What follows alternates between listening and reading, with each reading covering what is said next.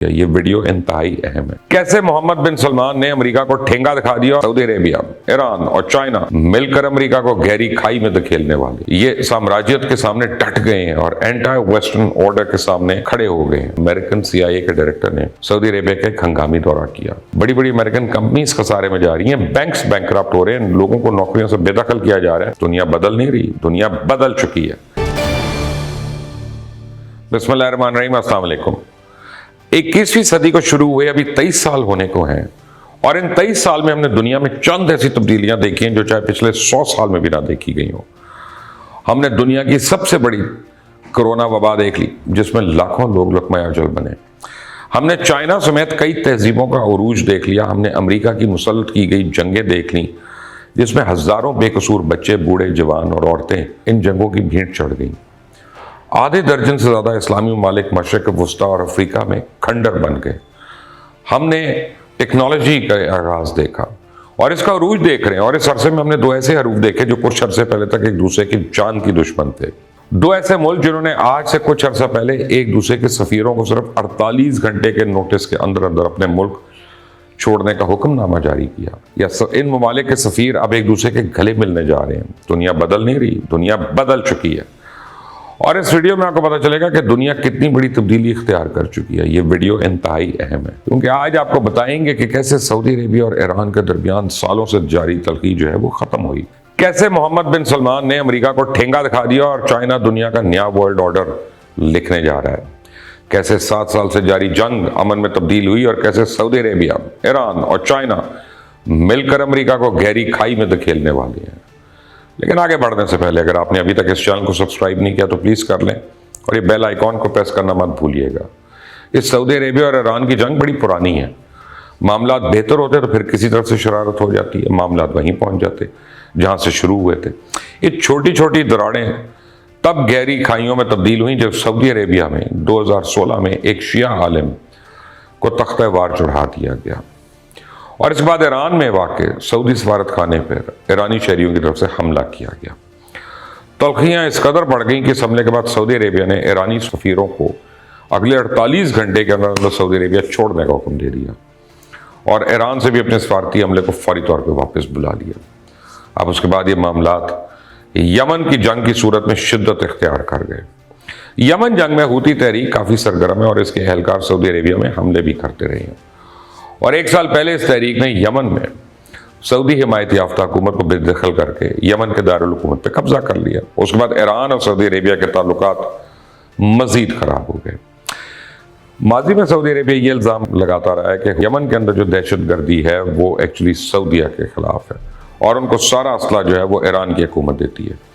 اور اس تحریک نے سعودی عربیہ کی کئی بڑی آئل کمپنیز کو ٹارگٹ کیا، ان پہ حملے کیے، اور اس تحریک میں سیریا میں تیل کے ٹینکرز لوٹنے کا بھی الزام کئی بار رہا۔ لیکن یہ تمام باتیں اس وقت آج کے دن قصہ پاری نہ بن چکی، کیونکہ 6 اپریل کو سعودی عربیہ کے وزیر خارجہ اور ایرانی حکومت کے نمائندے کے درمیان ہونے والی ایک اہم میٹنگ میں اس کا اعلان کیا گیا کہ بہت جلد دونوں ممالک میں سفارتی تعلقات باقاعدہ بحال ہو جائیں گے، سفارت خانے کھول دیے جائیں گے، اور نہ صرف سفارت خانے کھولے جائیں گے بلکہ اس کے ساتھ ساتھ کراس بارڈر تجارت شروع ہو جائے گی۔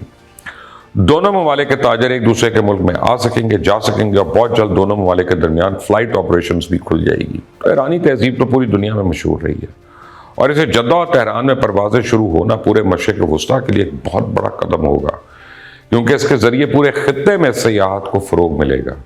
اور اس کے علاوہ اس معاہدے کے بعد حوثی تحریک نے بھی سعودیہ ایران معاہدے کے بعد یمن میں جنگ بندی کا اعلان کر دیا، جہاں اس جنگ کی وجہ سے ہزاروں اموات رپورٹ ہو چکی ہیں۔ جو گولی سے بچ جاتے تھے وہ بیچارے قحط سالی کا یا زلزلے کا شکار ہو جاتے تھے۔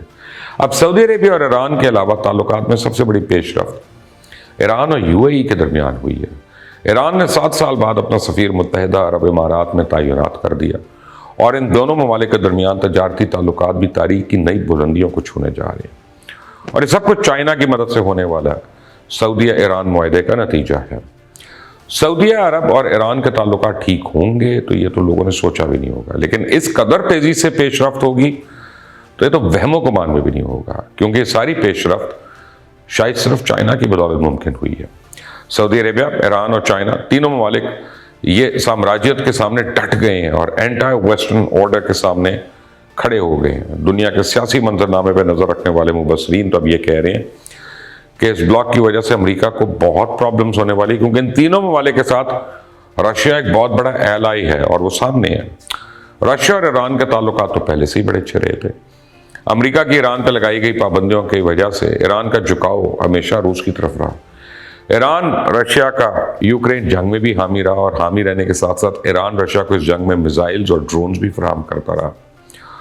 سعودی عربیہ کے اس بلاک میں آنا ایک بہت بڑی سرپرائز ہے، اور امریکہ اس بات سے بڑا پریشان نظر آتا ہے، اور اس سے پہلے معاملات اتنے خراب نہیں تھے، لیکن جب ایران اور سعودی عربیہ کے درمیان معاملات طے پائے ہیں تو انہی دونوں امریکن CIA کے ڈائریکٹر نے سعودی عربیہ کا ایک ہنگامی دورہ کیا، اور اس دورے میں CIA کے ڈائریکٹر نے سعودی عربیہ کی حکومت کو امریکہ کے تحفظات سے آگاہ کیا، لیکن ان تمام تحفظات یا یوں کہیں کہ دھمکیوں کے باوجود امریکہ کی ایک نہیں مانی گئی، اور امریکہ اس خطے میں خصوصی طور پر گلف ممالک میں اپنا اثر و رسوخ بہت کھو چکا ہے۔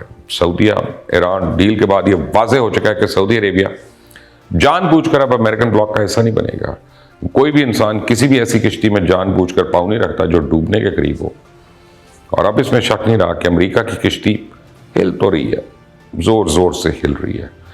امریکن ڈالر پاکستان میں تو اوپر جا رہا ہے، لیکن باقی دنیا میں اس کی ویلیو گرتی جا رہی ہے۔ چائنا، رشیا اور ایران کے ساتھ ساتھ کئی ممالک اب عالمی تجارت ڈالر کی بجائے یوان یعنی چائنیز کرنسی میں کرنے جا رہے ہیں۔